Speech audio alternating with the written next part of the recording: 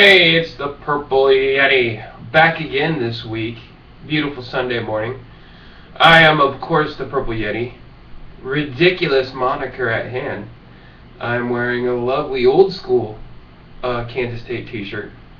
Getting ready to roll. Not rumble. TM. I have some tasty coffee in a big old mug because that's what Sunday mornings are for. So I'm back this week. Let's do some college football news. Camps have started up for a couple different teams in the Big 12. I believe it's Texas, Texas Tech, and somebody else. Maybe TCU. Maybe just the Texas teams. At any rate, that just started, and we'll see more camps opening up early next week. So we'll give a good rundown on that next week. But now it's on. It's full-blown season time. Now, some of you might be wondering, are you going to a daily type podcast? And the answer is no. I should do some previews, though. I haven't done that yet. So I'll throw it on there, give my 2 cents. And then that's about it, really. Format for football this year might be a little weird. Definitely looking on cooking some home-cooked stuff, but it might not be as stationary. We might be going mobile. Chances are heading up the stadium, DKR, here we come, for Kansas State, Texas. But outside of that, might be taking my show on the road. So the live blogging might get interesting. We'll have to see just how it feels for the year. But hey, season's here, and nothing, and I mean nothing, can signify a kickoff of the season even more so than media days or training camp. And that is, of course, the USA Top 25 Coaches Poll. Yep, that came out this week. Let's run down the list really quick, and I'll give my 2 cents. So, of course, I'll start at number 1, I guess, because it's obvious people are going to pick on Alabama as number 1 because of the hype. So there you go on that. What else? The Ohio State Buckeyes are number 2. That's because they went undefeated last year in a shoddy Big Ten. And now people are like, now that they have a chance to fight for a bowl or can go to the conference championship game, they're putting them at number 2. That's more pressure on those guys than they had last year. When you have no pressure of actually like making a bowl, then you can go out, have fun, and play, and that's what they did. I don't necessarily see them repeating that, although, like I said, it is a shoddy Big Ten, so it can happen to them. Or let's roll out the top 10. Oregon, Stanford, Georgia, Texas A&M, South Carolina, Clemson, and Louisville, with Florida bringing up the rear. What's jumping out? Well, a whole bunch of SEC teams, some ACC teams, one American Athletic Conference, and a Pac-12, a couple Pac-12. No Big 12. So a lot of that hype from last year with the SEC, it continues again. So thankfully, playoffs might help out against that. Although really, I don't want to watch a playoff with 4 SEC teams in it. That's just, there's got to be some rules wrapped around that. So we'll see next year. But this year, it is the last year of the BCS. So I'm going to put my money on maybe not Alabama making it, but somebody from the SEC making it, because the hype machine is in full effect.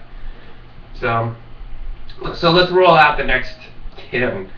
So Notre Dame shows up at 11, and then we have Florida State, LSU, Oklahoma State, Texas, Oklahoma, Michigan, Nebraska, Boise State, and TCU. Now, what jumps out at me there is that's where pretty much all the Big 12 teams is in that 10 to 20 range. What does that tell me? They just don't know who's going to win it this year. It's wide open. So they're splitting votes between Oklahoma State, Texas, and Oklahoma. Because if there was a clear-cut winner that you could pick this year, they'd be up a little bit higher because everyone would be putting their votes behind them. But right now, it's wide open. So I expect, you got to run the table in the conference again. If you go undefeated in the conference, you're probably going to be in the top 10. And I'd even say that you would probably be in the mix for some sort of national championship talk. You got to have to beat up on that hype that's ahead, but that is what it is. So, you can't mess up.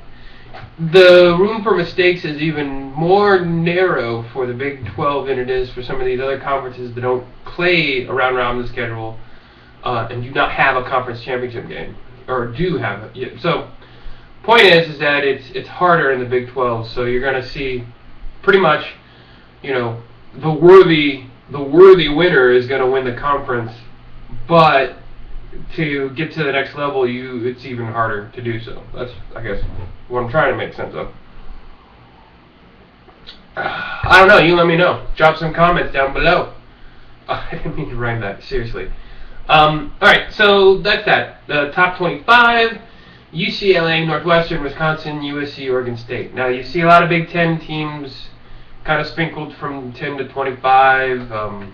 Boise State's up in there, and that's their last chance, if anything goes according to plan next year, to get into anything. So, sorry, Boise State. That's all I got. I think I'm more interested in others receiving votes, as in, and they don't list it in the USA Today page, but you can look. But Kansas State is 25 and Baylor's 26. Or 26 and then Baylor's 27. So they just made it barely out of the list, which is actually perfect for K-State because, it's K-State. You'll see them, especially in that early game. We'll get to know a lot about both Texas and Kansas State. But we'll know even more when Kansas State plays Texas Tech in the first conference game of the season. But September we'll flesh that out, and we'll see if Kansas State sneaks into the top 25 or not. We're going to find out really quick about Kansas State this year, which actually might ease the pressure up a little bit. But Baylor, I think Baylor is underrated in there just because they lost their quarterback. They rotate their quarterbacks anyway, and Lache Seastrunk is coming back, so I think Baylor is this year's Kansas State, where they're out of the top 25. They have some nice returning starters. They finished strong last year, and people aren't really talking about them. So I mean, you watch out. Watch out for those Bears. Rawr. So that is my top 25 rundown for the first poll. News. Let's take a look.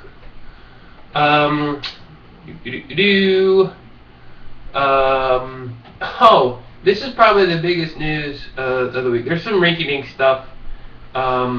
It's just not interesting. Okay, Michel Dyer signing Louisville is a pretty big deal.